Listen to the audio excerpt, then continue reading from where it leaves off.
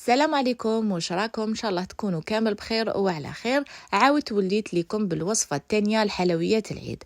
جيتكم بهذا الكاطو اللي راح ديروا به حاله، يجي بذوق سنيكرز والبراونيز. صدقوني فيه واحد البنه وواحد التعليكه، لازم تجربوه باش تفهموا واش راني نقول.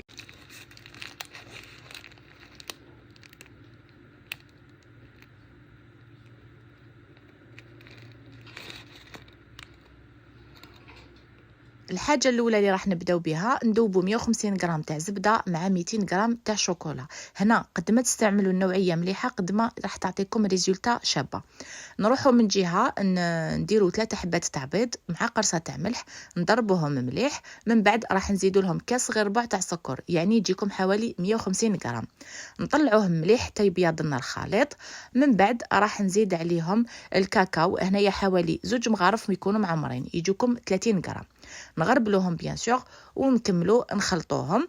من بعد راح نضيف الفارينه، هنا الفارينه تجيكم من 80 حتى ل 90 غرام، مع قرصه تاع لافاني وشويه تاع البيكربونات. هنايا اللي ما تستعملش بيكربونات تقدر تستعمل غير قرصه تاع خميره الحلويات. نخلطهم كامل حتى تدخل مليح هذيك الفارينه. من بعد نجيبوا هذيك الزبده والشوكولا اللي دابت لنا غير في الميكرووند، يعني ما خلوهاش تسخن مليح. كي تبرد لنا شويه نضيفوها للخليط الاول. نجيب سنيوه يكون غلفتها بالبابي كويسون ونحط عليها الخليط ونسويه مليح من الفوق هكذا باش يجيني كامل نيفو واحد. من بعد نحطوه يطيب، لازم تكون النار قليله كامل باسكو كنت تقويو النار راح يجيكم منفخ ويجيكم جهه طالعه جهه هابطه. انا المره هذه فضلت نديرهم بالطابع مولفه، نقسمهم مستطيلات يكونوا كامل متساويين. بصح المره هذه حبيت نديرهم بالطابع. عارفوا برك كيفاش تتحايلوا، يعني تلصقوا حبه في حبه ما يخرج لكمش كامل لي شوت. ولو كان ديروهم بطابع كاري راح يجيكم خير وخير، تجيكم كونتيتي زاكيه ويجيكم تاني شكل متحوف. انا فضلت المره هذه نديرهم هكا، ولا كونتيتي خرجت لي 38 حبه.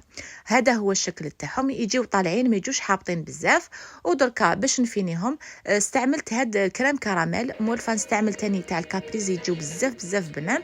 بصح المره هذه حبيت نبدل، درت هاد الكريم كراميل من الفوق.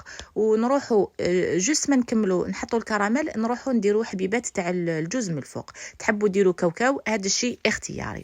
هنا بعد ما كملت كامل لا كونتيتي تاعي رحت حكمت ذوبت شوكولا غير في الميكرووند. بعد ما دابت لي مليح زدت عليها 2 مغارف كبار تاع الزيت، نخلطوها مليح ونروحوا نقلاصيو الحبات تاعنا بهذه الطريقه. وسيو تكونوا رابيد كي تكونوا حتى كلاصيو باش هذاك الكراميل ما يطيحش، سورتو الا درتو كراميل يكون خفيف راح يسيح لكم في الجوانب. وكي تكلاصيو الحبه تاعكم راح تجيكم هذاك الكلاصاج طايح ويبان لكم هذاك الكراميل.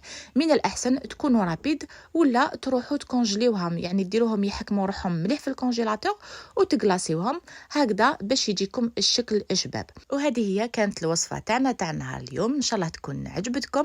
وما تنساونيش بجيم او كومنتير وجربوها، ما راحش ندموا عليها. دوكا ما بقى لي غنقول لكم تهلاو في رواحكم، ونتلاقاو ان شاء الله فيديو جديد مع وصفه جديده. سلام.